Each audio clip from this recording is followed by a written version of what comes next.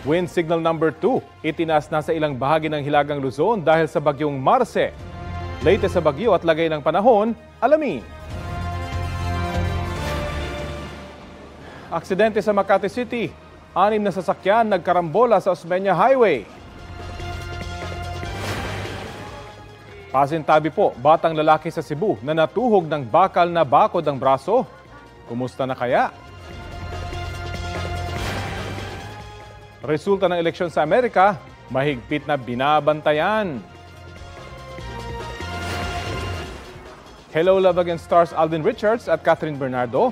Ano kayang reaksyon sa kanilang mga basher? At wow, ang mga nagagandahan at nagliliwanag ng mga Belen sa Tarlac.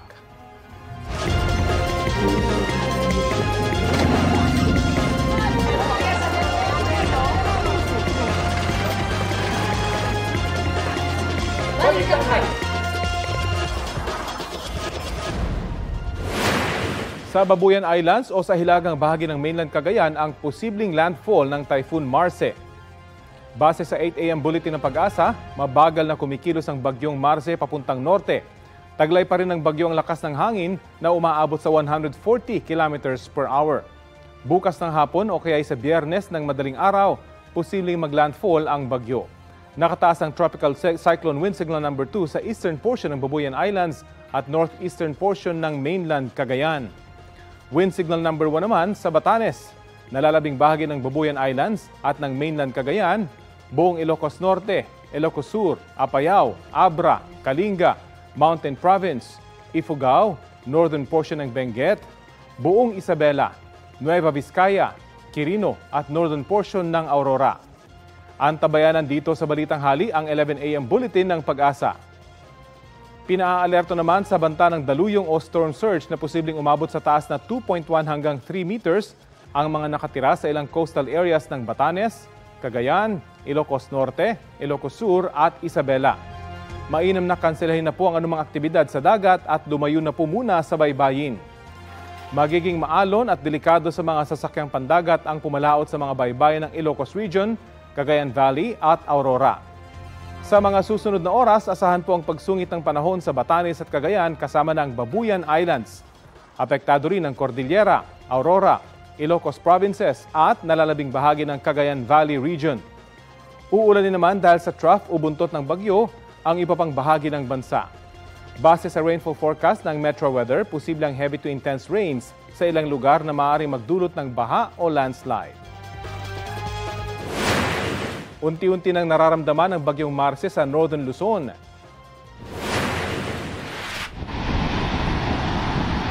Malakas na alon at hangin ang nararanasan sa coastal town ng Palanan, Isabela. Nagpaalala na ang MDRRMO sa mga barangay na lumikas sa mga nasa malapit sa dagat at ilog. Kabi-kabilang pagpupulong ng mga local official gaya sa Calayan, Cagayan at maging sa Isabela kung saan nagpapatupad na ng liquor ban, no sailing, no fishing at no swimming policy.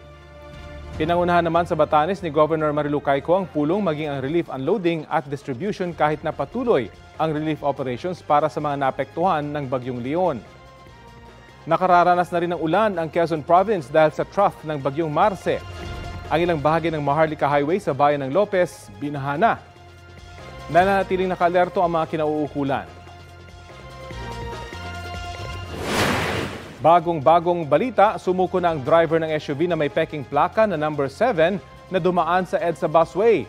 Detalye tayo naman sa ulat on the spot ni Joseph Morong. Joseph! Rafi, kinilala na nga ng Land Transportation Office o LTO ang driver at yung may-ari ng sasakyan na may plakang 7 na illegal na dumaan sa EDSA busway noong linggo. Kanina, Rafi, ay prinisinta ng LTO si Angelito Edpan na nagpakilalang driver ng luxury vehicle na naharang sa EDSA busway. Ayon naman kay LTO Chief Attorney Vigor Mendoza, nakarehistro ang sasakyan sa kumpanyang Orient Pacific Corporation. Kasama ni Edpan naman na humarap sa media ang abogado at direktor ng nasabing kumpanya. Hindi sumagot ang mga kinatawan ng kumpanya nang tanungin kung bakit sila may ginagamit na plakang 7 na ini-issue lamang ng LTO sa mga senador. Kwento naman ni Edpan, dumaan raw sila sa EDSA busway mula sa Parañaque, papunta sila ng Ortigas dahil masama raw ang kanyang tiyan. Pero hindi si Edpan ang nakita sa video ng DOTR SAIC kung hindi isa pa nilang kasamahan sa kumpanya. Ang lalaki namang nakuna na nasa passenger seat sa kanan ay isa umunong investor na inihahatid niya. Ayon kay Edpan, 4 sila sa loob ng sasakyan ng mga panahong nahuli sila sa EDSA busway. Tinanong ang kinatawan ng kumpanya kung sino ang may-ari ng kumpanya kung saan nakarehistro ang sasakyan pero tumanggi silang pangalanan nito at hanapin na lamang daw ang record sa Securities and Exchange Commission.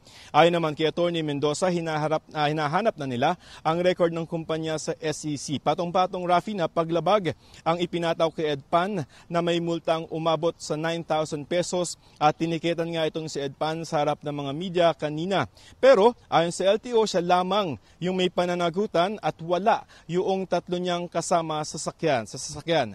Narito ang pahayag ni Ginoong Edpan. Sumasakit kasi yung tiyan ko, sir. Medyo not feeling well ako noon, sir. Kaya gusto kong, sir, sumubok na dumaan doon, sir.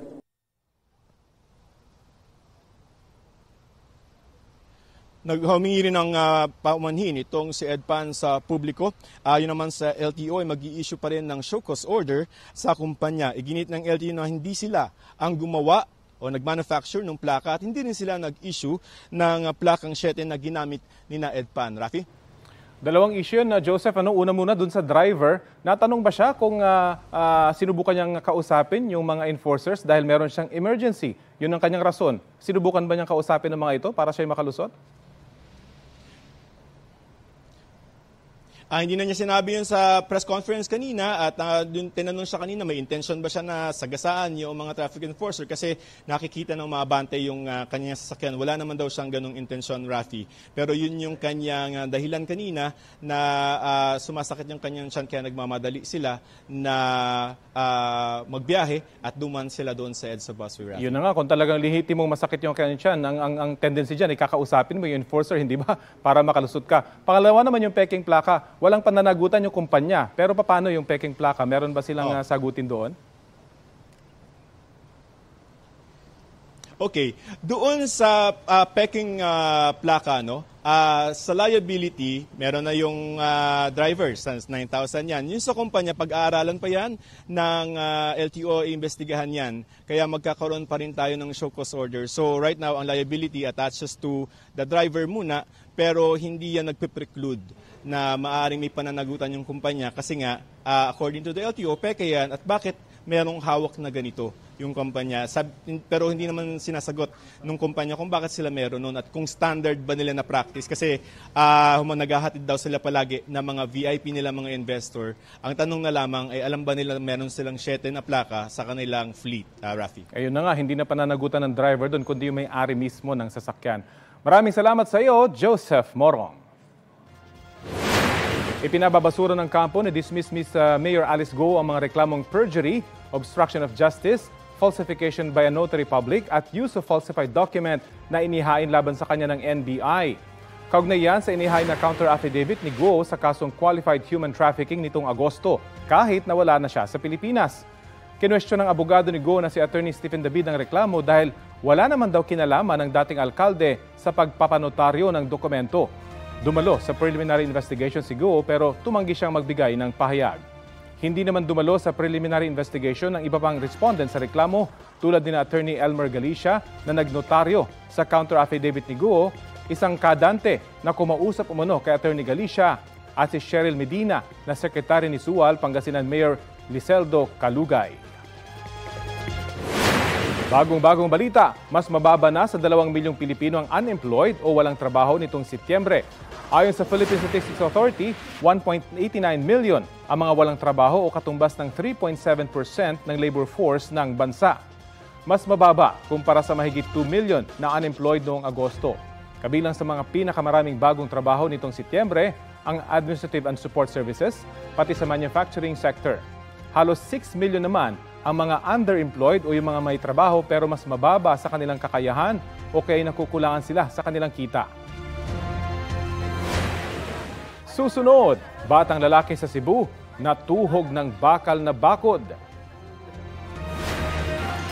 Latest sa inaabangang resulta ng eleksyon sa Amerika. At Hello Love Against Stars Alden Richards at Catherine Bernardo, ano kaya ang opinyon sa bashers? May init na balita dito sa Balitang Hali. You did a film as part of your Masters in Film Studies at UP Diliman about Recto Mersene, a legendary news photographer who was at the airport. Back then, it was the Manila International Airport when Ninoy Aquino arrived from exile in the United States and was shot dead. Was shot dead and changed the course of Philippine history. And Recto Mersene was one of the photographers who took photos of that event, and his photos in particular became iconic. Ginamit as evidence in the hearings about the assassination. It led to a change in government, etc. But you decided to focus on Recto Mersene. You met him. He has passed away very recently, but I suppose you were one of the last to interview.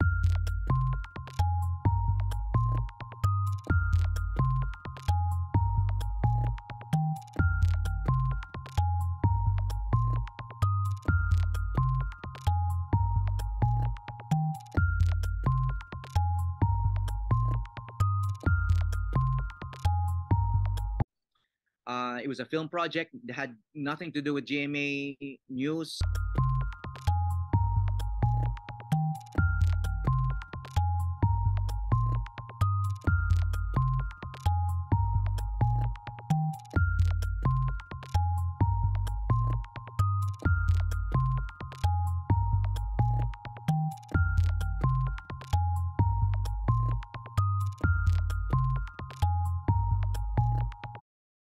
Who told you about that day. So what should younger people remember or know about August 21, 1983? Yeah, and thank you, sir, for...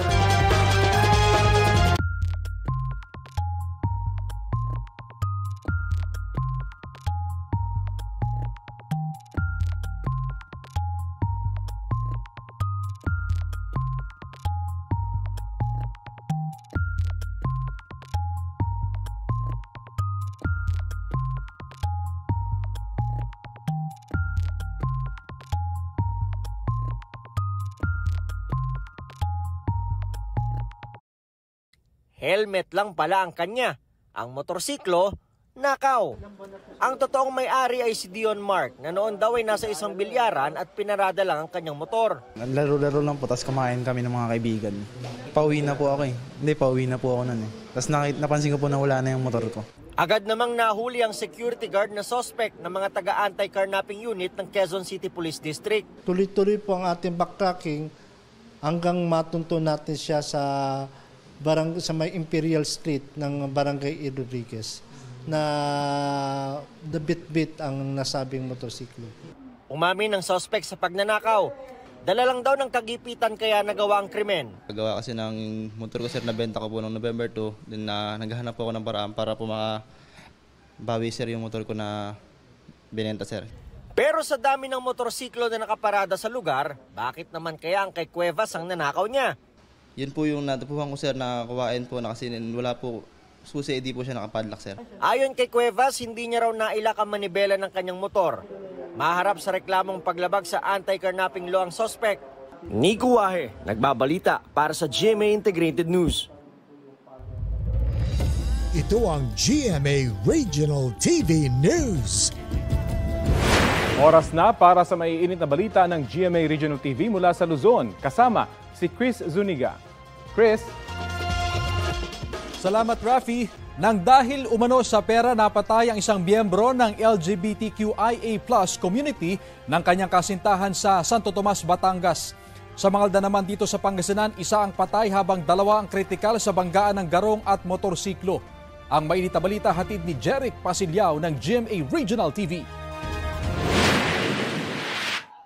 Halos mawasak ang isang garong matapos nitong makabangga ng isang motorsiklo sa highway sa Mangaldan, Pangasinan. Patay ang driver ng garong habang sugatan naman ang 6 niyang sakay. Base sa investigasyon, nang agaw ng linya sa kalsada ang garong kaya nakasalpukan nito ang motor. Kritikal naman ang rider at angkas niya. Ayon sa barangay council, madalas umanong magkaroon ng aksidente sa lugar.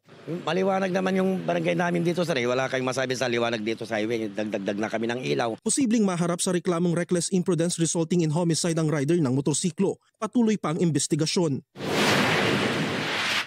Duguan at wala ng buhay nang matagpuan ng isang miyembro ng LGBT community sa loob ng abandonadong gusali sa Santo Tomas, Batangas. Kinilala ang biktima na si Marvin Mangabat. Base sa hawak na CCTV footage ng pulisya, nagkita ang biktima at kanyang kasintahan bago ang krimen. Naaresto na ang kasintahan sa follow-up operation. Ayon sa suspect, humihingi siya ng pera sa biktima pero hindi siya nabigyan. Dala ng kalasingan, nagalit siya sa biktima at inumpog niya ang ulo ng biktima sa pader. Nakakulong na ang suspect na nahaharap sa kasong homicide. Jeric Pasilyao ng GMA Regional TV nagbabalita para sa GMA Integrated News. Lubog pa rin sa baha ang bahagi ng isang paaralan sa Calasiao dito sa Pangasinan mula nang manalasa ang bagyong Leon. Gumawa na ng tawiran ng pamunuan ng Buenlag Central School dahil nagkakalumot na ang baha sa compound nito. Delikado na raw yan para sa mahigit 600 o 700 estudyante. Hindi naman daw umabot sa mga silid-aralan ng baha pero nangangamba ang mga guro na lumalayan dahil sa magiging epekto ng bagyong Marce. Nakipag-ugnayan na ang mga opisyal ng barangay sa lokal na pamahalaan para solusyonan ang problema. Nakatakda ng magsagawa ng inspeksyon ang Municipal Engineering Office.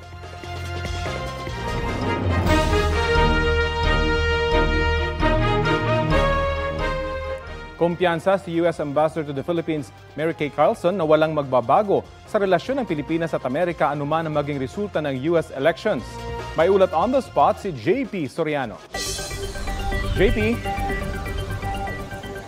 Rafi, nakaantabay nga ang buong mundo pati na rin ang Pilipinas sa magiging resulta ng 2024 US presidential elections at sa nagaganap na Election Watch Party dito sa Makati na inorganisa ng US Embassy ay nag-aabang po ang lahat sa exit polls na nagaganap ngayon matapos nga pong bumoto ang mga Amerikano pati na rin po yung mga American citizens na narito sa Pilipinas. At dito, Rafi, sa Election Watch venue ay merong malaking projector screen kung saan po nakapalabas ang napapanood ng live ang election coverage ng ilang major American broadcast networks. Ang mga American citizens na nakatira o di kaya ay nagtatrabaho sa Pilipinas, nauna na rin nakaboto sa pamamagitan ng absentee voting. Nag-aabang sila kung sino kina US Vice President at Democratic Presidential Candidate Kamala Harris at dating US President at Republican Presidential Candidate Donald Trump ang magiging susunod na Pangulo ng Amerika. Habang binabantayan ang resulta ng exit polls mula sa mga natapos ng magbotohan na estado, iba't ibang booths naman ang narito para aliwin at maturuan din ang mga Pilipinong bisita tungkol sa US elections. Meron pong booth na replika mismo ng polling center sa Amerika at unofficial sample ballot na pwede pong tignan ng mga narito ngayon. May booth din kung saan pinapaliwanag ang Electoral College System o sistema ng pagboto sa Amerika. Natanong si US Ambassador to the Philippines, Mary Kay Carlson, ano ang magbabago sa pulisiya at relasyon ng Amerika at Pilipinas kung manalo si Trump na Republican o di kaya si Harris na isang Democrat. Tugon ni Carlson, walang magbabago at mananatiling matatag ang alyansa ng dalawang bansa, kabilang na raw ang tulong at suporta ng Amerika sa Pilipinas kaugnay sa issue ng teritoryo sa West Philippine Sea. Pakinggan po natin ang bahagi ng pahayag ni US Ambassador to the Philippines, Mary Kay Carlson. In my 39 years in the State Department, I have witnessed transitions from Republican to Democrat to Republican and back and forth, and I am extremely confident that U.S.-Philippine relations will remain steadfast friends and ironclad allies, as well as partners in prosperity, no matter who wins the election in the United States. At Rafi, dito sa Election Watch venue ay masaya ang atmosphere at talagang nag-aabang ang lahat para sa mga exit polls, na lalo na sa mga binabantayang swing state o yung mga estado kung saan hindi patiyak kung si Trump o si Harris ang iboboto. Mahalaga po ito para ma-determine kung sino talaga ang mananalo sa US presidential elections. At yan muna ang latest. Balik muna sa Rafi. So JP, confident itong ambassador kahit na alam natin na si Trump gusto niya na bumalik yung mga manufacturing companies doon sa Amerika para doon mabigyan ng trabaho yung mga Amerikano. Pwedeng umalis sa mga bansa tulad sa Pilipinas, yung mga American companies under Trump. Wala siyang ganitong agam-agam, JP? Walang sinasabi niyang ni US Ambassador, yung mga kasunduang nabuo na ngayon, magpalit man ng administrasyon, maging Republican man o Democratic, si Trump pa ng manalo, kung ito ay napirmahan na at napagkasunduan na sa tinatawag na bipartisan commitment, ay hindi po agad itong mapapalitan. Ito po ay susundin, ang obligasyon na ito ay susundin ng mga mambabatas sa Amerika at ipagpapatuloy po anumang uri ng pamumuhunan, gaya nga ng kahit na merong tinatawag na America First policy. Ito man daw ay magbago, hindi pa malalaman sa ngayon, pero ang mananatili daw ay yung mga dati ng commitment ng Amerika sa Pilipinas na kasama na po dyan ang economy, pati na rin po ang mga iba pang commitments sa ilalim ng Mutual Defense Treaty. At JP, sa mga interesado dun sa US elections, alam natin kakaiba yung kanilang manner ng pag-elect ng presidente, hindi ba? Hanggang anong oras bukas yung mga booths dyan para sa mga gustong pumunta? Nako, mukhang hanggang hapon mananatili dito ang mga opisyal ng US Embassy. Habang may bisita ay tinatanggap naman nila. Pero syempre at some point kailangan nilang bitawan itong election watch party at abangan na lang ang resulta sa mga broadcast stations. Pero ang mahalaga po ay para po dun sa mga interesadong malaman, marami po kayong pwedeng matutunan dito. Gaya nga po ng pagpapaliwanag sa Electoral College System. Meron pong booth dito na ipapaliwanag talaga sa inyo yan para maintindihan po ng mga Pilipino. Dahil ang botohan nga po dyan hindi yung popular vote sa tinatawag, kagaya dito sa Pilipinas. Yan po ay depende sa dami ng Electoral College sa bawat estado sa Amerika. Rafi? Maraming salamat sa iyo, JP Soriano.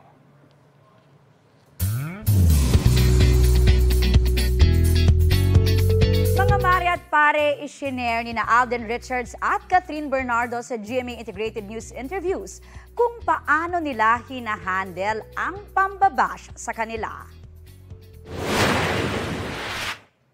People will bash you twice as much. So, ang hirap sigurong matuto kasi lahat ng tao iniintay lang yung magkamali ka. Exactly. And kung normal na tao, hindi naman ganun yan, di ba po?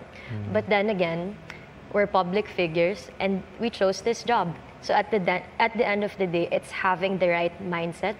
It's being grateful for everything. The least you could do, do it for yourself, is to not be bothered by these things that they say. Baka kung pinatulan ko lahat ng mga negatives of the social media and the bad things that people say about me, baka matagal na ako wala. But, siyempre, of course, tao lang din tayo. Darating yung time na we'll get fed up, mapapagod. You always go back. Ba't ka ba nagsimula? Inamin ni Kath na nape-pressure siya sa kabila ng tagumpay sa career. Yan daw ay dahil sa mga taong nag-aabang na magkamali siya. Si Alden naman, pinapaalala lagi sa sarili ang dahilan kung bakit siya nasa ganitong career. Muling mapapanood sina Alden at Catherine sa big screen bilang sina Ethan at Joy sa Hello, Love Again. Produced yan ng GMA Pictures at Star Cinema at mapapanood na sa November 13. Susunod, Region 2 Cagayan Valley, patuloy na pinaghahandaan ang bagyong Marce. At babae sa Butuan, Agusan del Norte, nakuryente habang nanunungkit ng mangga. Magbabalik agad ang Balitang Halik.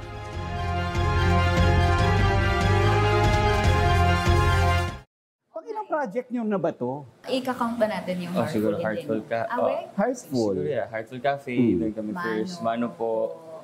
And then Maria Clara. And Maging Sino Ko Man. And then the movie That Kind of Love. Yes. And then this. And this one. Six. Oh.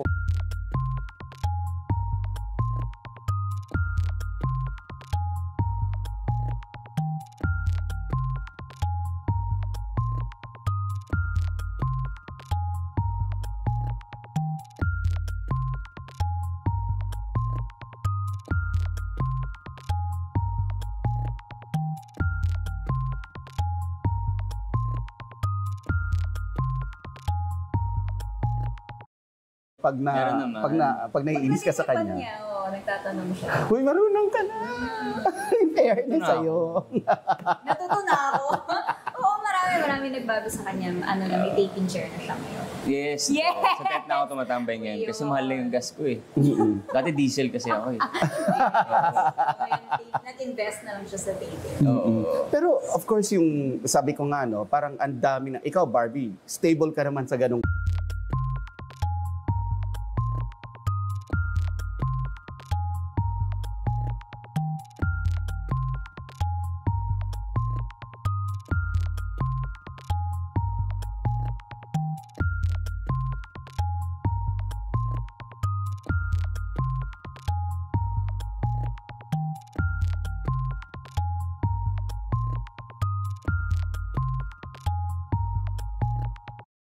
na naibigay sa akin yung ganitong klaseng role. Like, what if like... Sinermonan mo naman Hindi. Parang like thinking about parang nanumbat, no? Hindi. I mean, like for example, like on the writer's perspective, like what if hindi pala niya kaya yung ganitong klaseng role? Kumbaga like thinking lang. Kumbaga, ninisip niya kasi. Ito ang GMA Regional TV News. Ihahatid na ng GMA Regional TV ang maiinit na balita mula sa Visayas at Mindanao kasama si Cecil Kibod Castro. Cecil? Salamat, Rafi. Patay ang isang lalaki sa ronda dito sa Cebu matapos pagsasaksakin ng sarili niyang ama. Batay sa investigasyon ng pulisya, nagtatalo ang sospek at kanyang asawa nang umawat ang kanilang mga anak. Pero lalong uminit ang away. Doon na raw kumuha ng itak ang 27 anyos na biktima para takutin ang ama. Ikinagalit yun ng sospek na kumuha rin ng kutsilyo at saka sinugod ang anak at 3 beses pinagsasaksak. Idineklarang dead on arrival sa ospital ang biktima. Inaresto ang kanyang ama na mahaharap sa reklamong parricide. Wala siyang pahayag.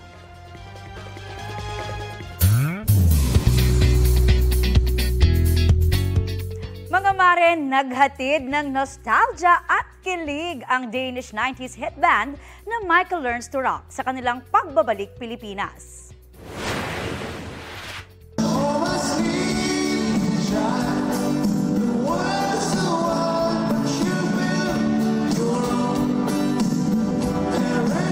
Sa Manila leg ng Take Us to Your Heart Tour celebrating the hits, kagabi pinerform nila ang ilan sa hit songs nila tulad ng Sleeping Child. Kwento ng fans, worth it ang paghihintay sa kanilang mga idol ng mahigit 30 taon. Bago yan, ikunuwento ni Yesha Mikel at Carr ang kanilang excitement na makapag-perform ulit sa harap ng fellow fans.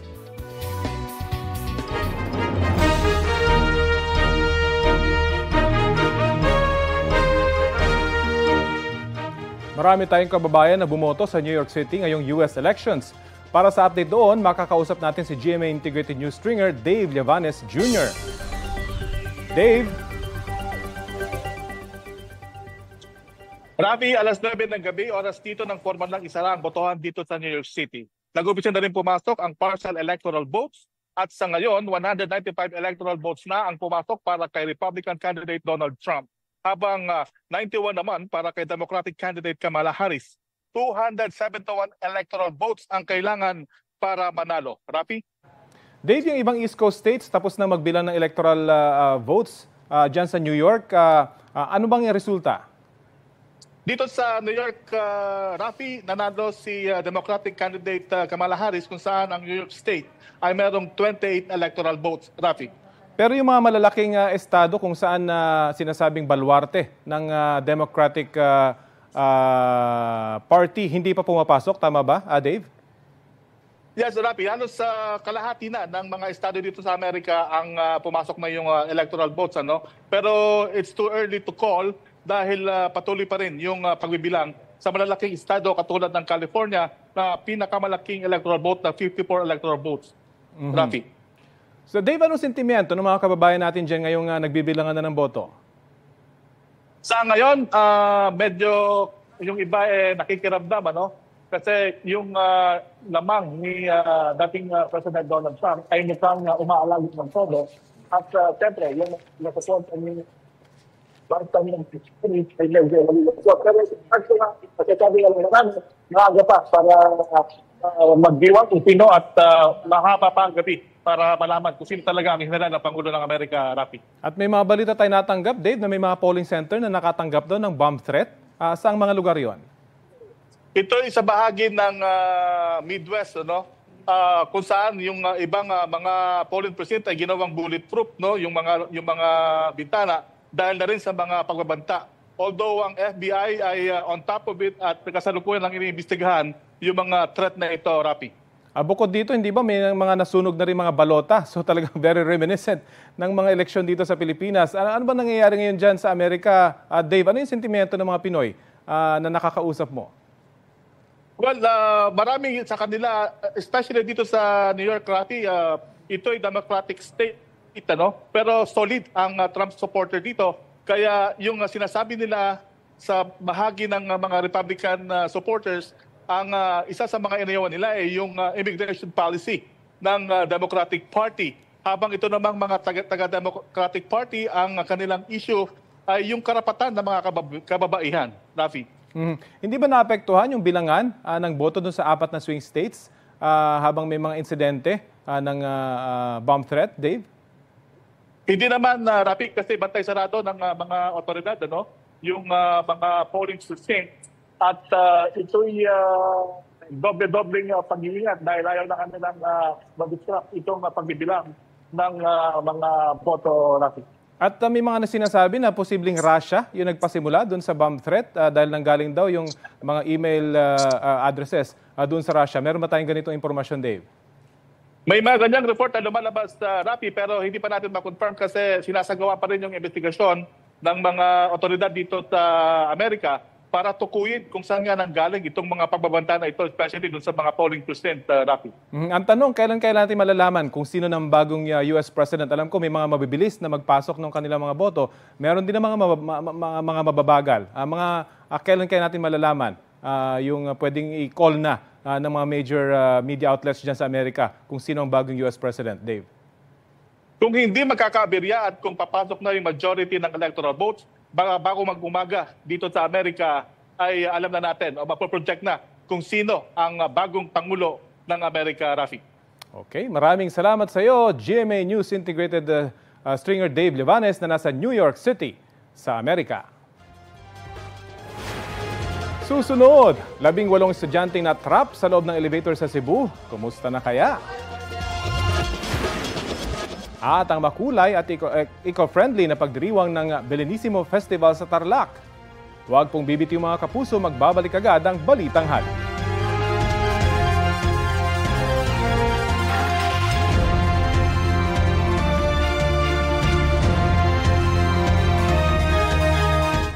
Isa sa mga palaging laman ng group chats ng mga estudyante at magulang tuwing maulan ay, "May pasok pa ba?"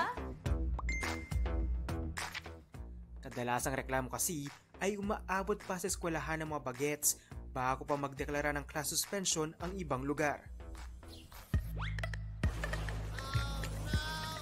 Posible kaya magkaroon ng maagang class suspension announcement tuwing may bagyo? Here's what you need to know. Hindi lang malamig na tinig ni Jose Marichan at Mariah Carey ang sumalubong sa atin sa pagsimula ng bare months. Sa unang linggo ng Setyembre, nanalasa ang Bagyo Enteng na pinalakas pa ng hanging habagat. Kaugnay nito, inatasan ni President Bongbong Marcos ang local government units at mga ahensya ng gobyerno na maglabas agad ng abiso pagdating sa pagsususpende ng klase at pasok sa trabaho.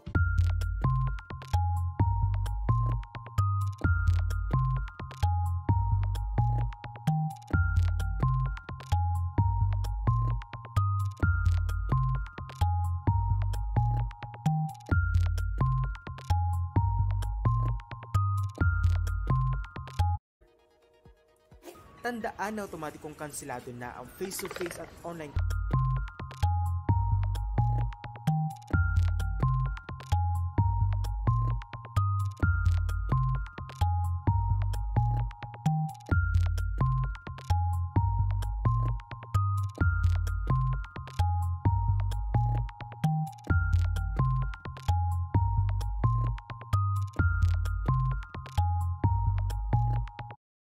Pero syempre, safety first ha, dahil kung hindi, obligado ang school heads na panatilihin silang ligtas sa loob ng paaralan.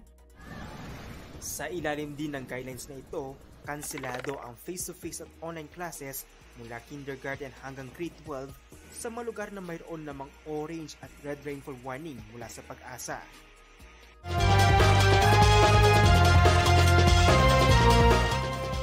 Isa ang patay habang 2 ang sugatan sa karambola ng 6 na sasakyan sa Osmeña Highway sa Makati City. Ang mainit na balita hatid ni Bea Pinlac. Nag-video call si Elmer sa pamilya ng pinsan niya para ihatid ang masamang balita. Wala na si Arvin! Isa ang kumpirmadong patay at hindi bababa sa 2 ang sugatan sa karambola ng 6 na sasakyan dito sa Osmeña Highway. Isang 16-wheeler, 2 kotse, isang SUV, isang tanker at isang delivery van ang nasangkot sa karambola. Kabilang sa 2 dinala sa ospital ang iba pang sakay ng delivery van. Batay sa paunang investigasyon, ang 16-wheeler ang sanhi ng disgrasya. Ayon po sa aligasyon ng driver na nakabangga, ang nag-red light, nakahinto yung vehicle 1 hanggang vehicle 5. Ngayon po, yung ating truck driver hindi na po nakapagpreno dahil nga po, sabi niya, bigla pong kumabig pa kanan yung kanyang nabangga na kung saan itong nabangga niya ay ito yung patay po. Depensa naman ng driver ng 16-wheeler, nag-overtake umano ang delivery van kaya nangyari ang salpukan. Pero kung hindi po niya ako kinati, hindi ko po siya mababangga. Pagkat po niya sa akin, bigla po siyang preno. Nung siyempre, ay kunay, alanganin na po yung kanyang kaya ko po siya nabangga. Ay kung may ano man po, ipasensya po sila at hindi ko naman po talaga sinasadyang ganun ang mangyari. Dahil sa aksidente, nabara ang kalsada at nagdulot ng traffic sa Osmeña Highway patungong Maynila. Patuloy pa ang investigasyon ng mga otoridad. Posibleng maharap sa reklamong reckless imprudence resulting in homicide, multiple physical injuries and damage to property ang driver ng 16-wheeler. Bea Pinlac, nagbabalita para sa GMA Integrated News. Update po tayo sa bagyong Marce na mabagal na kumikilos papuntang norte. Kausapin natin si Pag-asa Senior Weather Specialist Glyza Escolar. Magandang umaga at welcome po ulit sa Balitang Hali. Magandang umaga rin po sa iyo, Sir Rafi. Opo, napanatili ba ng bagyong Marce yung mabagal na pagkilos nito at tagalay nitong lakas? Sir Rafi, ayon sa 11 a.m. na bulletin ng ating ahensya ay lalo pang lumakas ang bagyong Marce habang patuloy itong nagbabanta dito po sa extreme northern Luzon.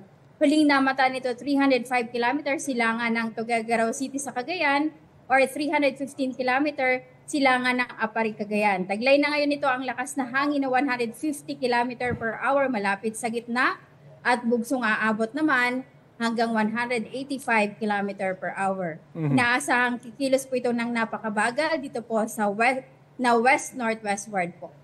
Bakit po kaya bumagal yung galaw ng bagyong Marce?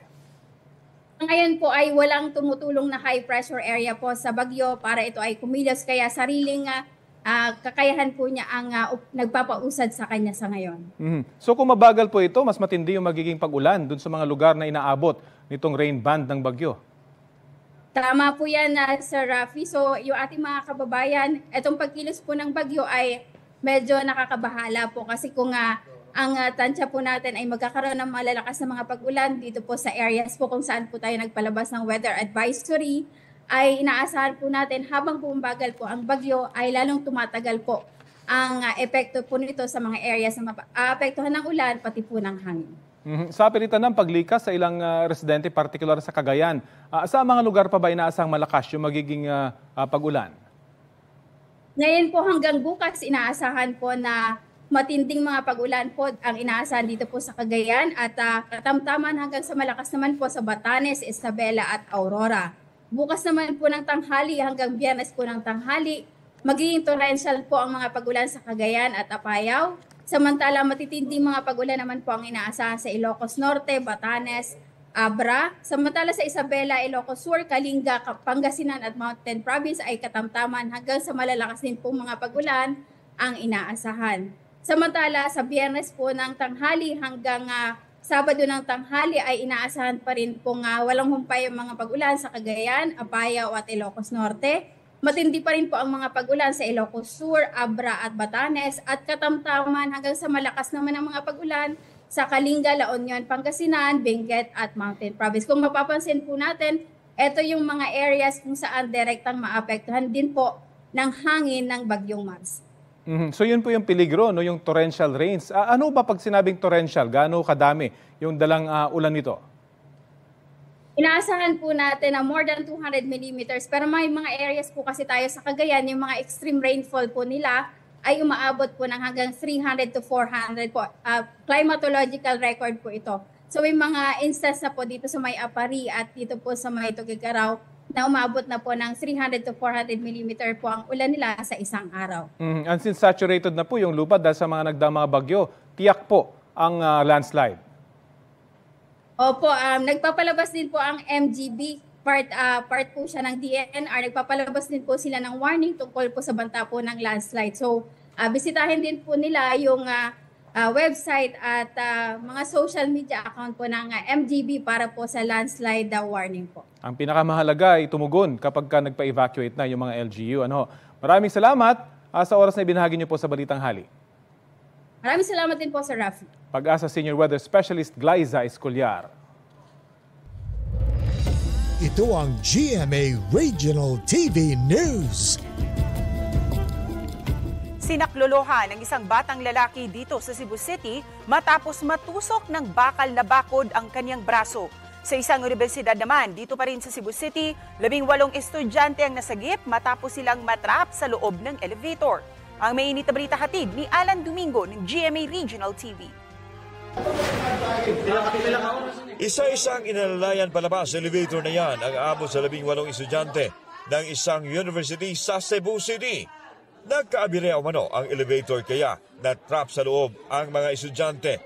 Base sa investigasyon ng Bureau of Fire Protection Rescue Force, galing sa 5th floor ang elevator at sakay ang 18 estudyante. Pagdating sa ground floor, hindi bumukas ang pintuan ng elevator.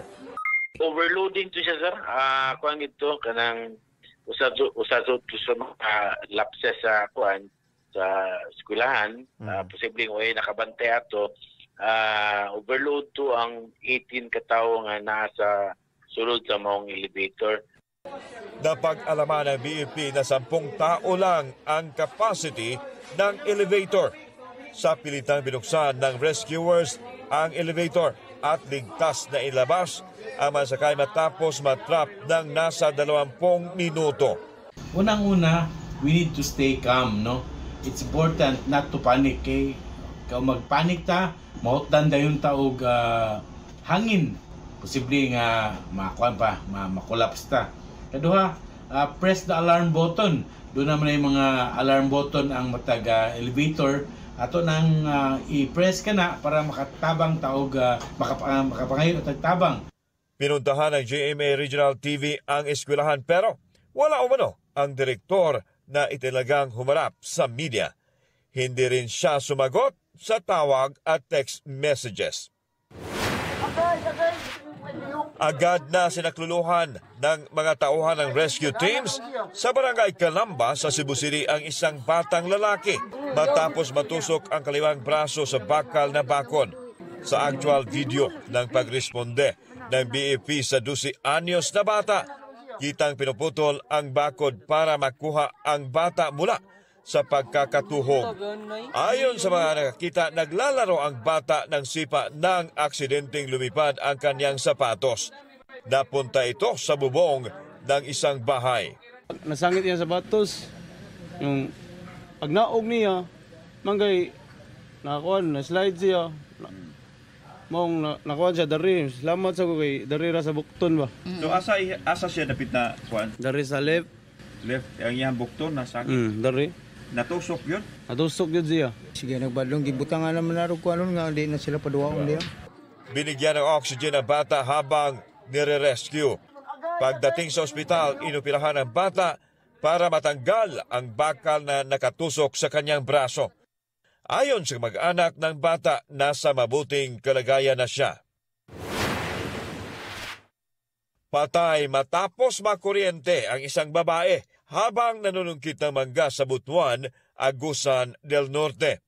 Batay sa investigasyon, inutusan ng may-ari ng puno ng mangga ang biktima na kunin na ang mga bunga. Sumagi ang bakal na panungkit sa primary tension line sa poste ng kuryente. Nagtamo ng matinding paso at lapnos sa katawan ang biktima na idineklarang dead on arrival sa ospital. Hindi na nagpa-interview sa media ang may-ari ng puno ng mangga. Alan Domingo ng GMA Regional TV, nagbabalita para sa GMA Integrated News.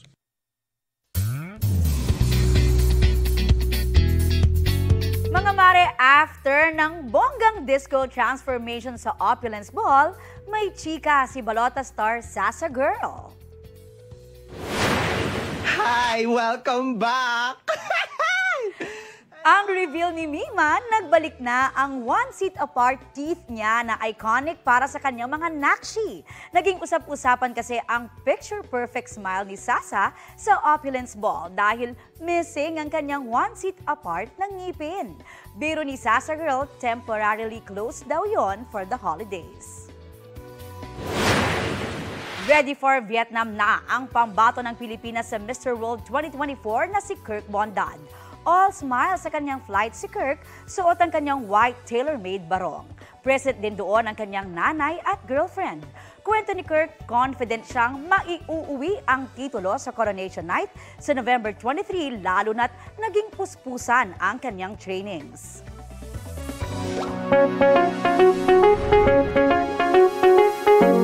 Dumami ang mga kaso na nagka-dengue at leptospirosis sa Metro Manila ngayong taon. Batay sa datos ng Department of Health, umabot na sa 24,232 ang dengue cases mula January 1 hanggang October 26. Mas mataas siya ng 34% kumpara noong 2023 sa parehong panahon. 66 ang nasawi ngayong taon.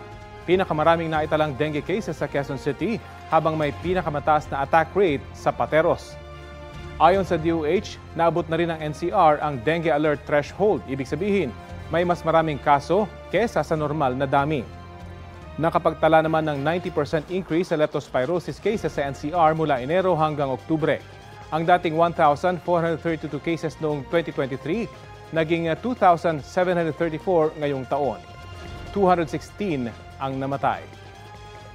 Sa ngayon, nasa epidemic level na ng leptospirosis ang Caloocan, Quezon City, Navotas, Pasay at Taguig.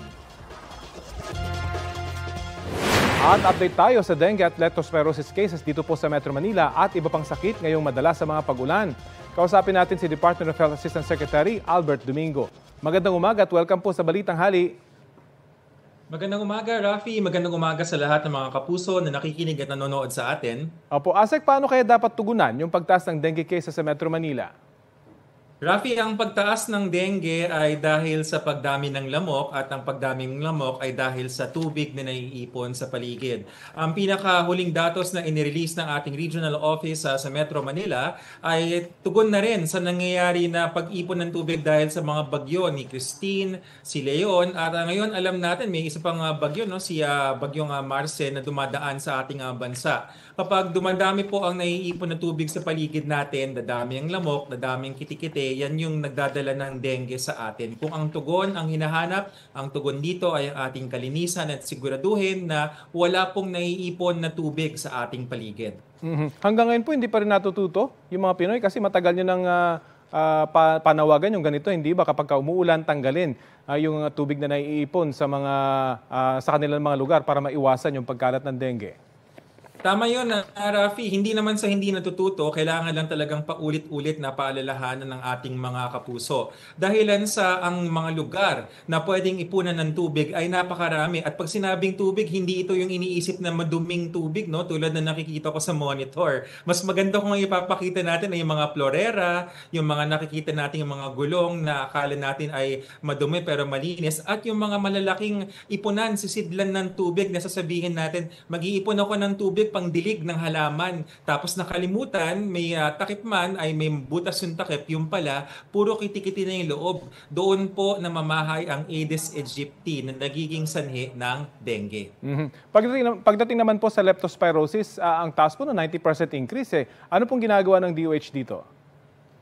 Rafi, kailangan bigyan natin ng konteksto. No? Ang pagpalo ng ganun kataas ay sa Metro Manila at sa mga karatig na rehiyon nito. Actually, nationwide, pag tinignan natin yung bilang, bumababa siya. Pero hindi ibig sabihin na nagpapahinga ho kami. Ito lamang po ay consistent sa nakita natin na pagdami ng baha. Ayan, nakikita natin sa monitor. No? Yung dami ng baha na nangyari sa ating lugar nung dinaanan tayo. At tayo po ay magmatsyag pa dahil ang simptomas ng leptospirosis ay hindi lumalabas hanggat mga 2 linggo na yung nakalipas. Kung tugon ng ating tatanungin, mahalaga ho talaga ang tugon ay within 1 to 3 days kapag tayo ay nalusong sa baha. Kumonsulta agad sa doktor para hindi na umabot pa sa puntong ma-ospital tayo. At maglinis ng paligid. Maraming salamat po sa oras na ibinahagi niyo sa Balitang Hali. Salamat, Rafi. Si Asik Albert Domingo ng DOH. Susunod. Bintana sa City Hall sa Serbia pinagbabasag ng mga nagpoprotesta. At ang mga nagagandahan at nagliliwanag na Belen sa Tarlac sa pagbabalik ng Balitang Hali.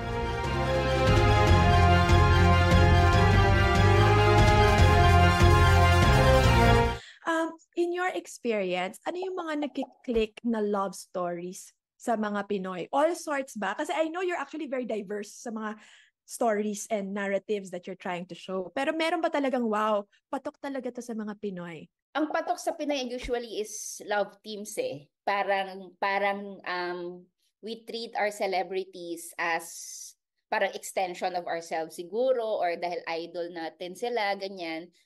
Kung ano nangyayari sa kanila in personal life, gusto natin, yun din yung nakikita natin on screen. So kaya nag-hit yung mga feeling ko, malakas yung love team kasi naniniwala kang sila talaga yon. 'Di ba, na nagmamahalan sila by, for example, itong recent na Josh Lia, it's about mag-ex, tapos totoo silang mag-ex, ganyan. And then yung mga love teams before, mula pa sa panahon ni Nora and Tito Pip, 'di ba?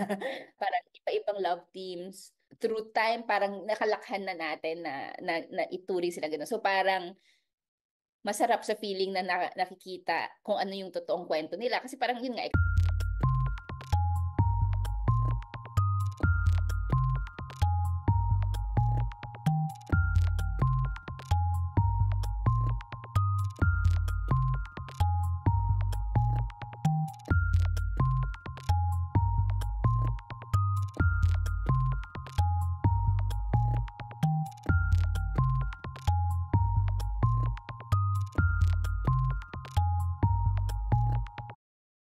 In real life. So don't expect. May mga exemptions, pero generally, 'di ba?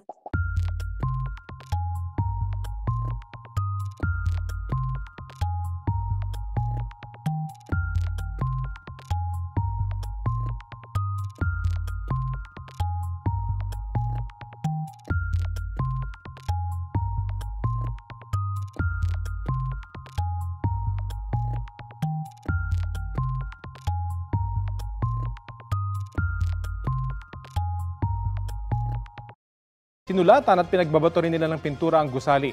Libo-libo ang nagprotesta sa lungsod dahil sa pagguho ng bubong sa pasukan ng isang train station doon nitong Biyernes na ikinasawi ng 14 na tao. Sinisisi nila ang gobyerno sa insidente dahil umano sa kapabayaan at korupsyon. Ayon sa presidente ng Serbia, ipakukulong ang mga sumali sa karahasan sa gitna ng protesta. Ito ang GMA Regional TV News. Dead on the spot ang isang rider matapos barilin sa Bacolod City.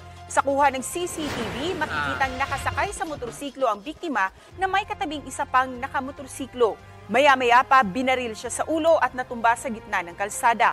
Kwento ng ilang taga-barangay Handumanan, walang kaaway sa lugar ang biktima na dating kagawad sa kabilang bayan at nagtatrabaho ngayon bilang caretaker ng isang non-government organization. Sa ngayon, inaalam pa ng pulisya ang motibo sa krimen habang patuloy na nangangalap ng ebidensya para matukoy ang nakatakas na mga salarin. Walang pahayag ang kaanak ng biktima. Pinapalik-balikan daw ng mga gustong mag-relax ang isang falls o talon sa Bagulin, La Union. Yan ang Bulalakaw Falls na matatagpuan sa Sitio Santol sa barangay Alibangsay. Kalahating oras ang layo ng jump-off point mula sa bayan. Tapos ay kailangan mong mag-trekking bago makarating sa Balili River kung saan masisilayan ang Bulalakaw Falls. May overlooking view at rock formation doon. Pwede ring maligo dahil mababaw lang ang tubig. Isa ang Bulalakaw Falls sa itinanghal na cleanest, safest and greenest bodies of water ng provincial government ng La Union. Ito na ang mabibilis na balita sa Metro Manila. Arestado ang 2 suspect sa drug buy-bust operation sa Taguig. Nasabat sa kanila ang mahigit 4 na milyong pisong halaga ng hinihinalang shabu. Nakuhanan din ang isa sa kanila ng baril at mga bala. Walang pahayag ang 2 drug suspect. Maharap ang mga suspect sa reklamong paglabag sa Comprehensive Dangerous Drugs Act. Ang nakuna ng armas, maharap din sa reklamong paglabag sa Comprehensive Firearms and Ammunition Regulation Act. Arestado sa Navotas ang isang lalaki matapos isuplong ng kanyang mga kaanak na gumagamit ng umunoy shabu habang may kargang bata. Sa isinagawang buy-bust operation na aresto ang suspect, hindi niya itinaging siyang nasa video. Huli rin ang kasama niya umano sa pagbebenta ng droga. Pero giit ng dalawa, gumagamit lang sila ng droga pero hindi nagbebenta. Mahaharap sila sa kaukulang reklamo. Kukwestiyonin daw ni Senador Ronald Bato de la Rosa kung ituloy ng Senado na ibigay ang transcript ng kanilang pagdinig tungkol sa war on drugs sa International Criminal Court o ICC. Giving in to their request is tantamount to recognizing their jurisdiction over us. Kung mag-submit siya, I will try to question him. Why are you submitting to ICC when in fact we do not recognize the jurisdiction of ICC? Sagot ito ni De La Rosa sa pahayag ni Senate President Chis Escudero nitong Lunes na hindi mag-aatubili ang Senado na mag-certify ng kopya ng transcript basta't may dahilan. Paliwanag ni De La Rosa, dapat iisa lang ang posisyon ng Pilipinas kaugnay sa ICC, lalo't matagal na raw iginigit ng Malacanang na walang jurisdiksyon sa bansa ang ICC. Katumbas daw ng pagbibigay ng Senado ng transcript ang pagkilala sa ICC. Tumanggi namang magbigay ng pahayag tungkol dito si Escudero.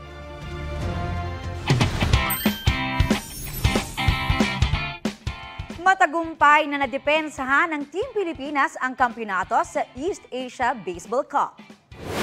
Tinalo nila sa finals ang Hong Kong sa score na 9-2. Ito na ang 5th straight title ng Pilipinas sa kompetisyon. Nanalo rin sila noong 2012, 2015, 2017 at 2023. Kasalukuyang ika-27 ang Pilipinas sa world ranking ng baseball.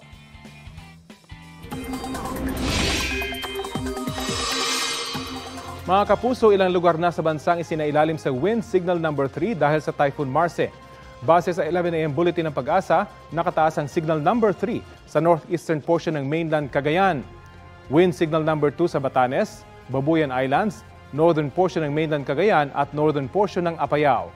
Signal number 1 naman sa Ilocos Provinces, Abra, nalalabing bahagi ng Apayao, buong Kalinga, Mountain Province, Ifugao, northern portion ng Benguet, nalalabing bahagi ng mainland Cagayan, buong Isabela, Quirino, Nueva Vizcaya at sa northern portion ng Aurora.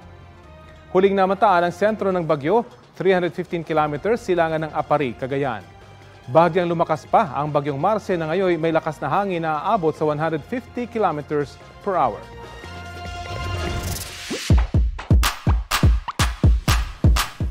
$49 days na lang bago magpasko. At feel na yan sa pagsisimula ng Belenisimo sa tinaguriang Belen Capital of the Philippines, ang Tarlac. Makukulay at nagliliwanag ng mga gamit o na giant Belen ang nagpawaw ang nakadisplay. Pangunahing karakter sa Belen sina Jose, Maria at Jesus. Ang 62 Belen na yan made from recycled and indigenous materials. Lumahok ngayong taon sa Belenisimo ang ilang bayan, paaralan, simbahan, negosyo at komunidad. Ayon sa organizers, sa pamamagitan ng Belenisimo ay nabibigyang halaga ang relihiyon. Pati na rin daw ang kultura ng lalawigan na siyang nagpapatunay na simbolo ng Pasko. At ito po ang Balitang Hali, bahagi kami ng mas malaking misyon. 49 na araw na nga lang po, Pasko na. Ako po si Rafi Tina. Kasama niyo rin po ako, Aubrey Carampel. Para sa mas malawak na paglilingkod sa bayan, mula sa GMA Integrated News, ang News Authority ng Filipino.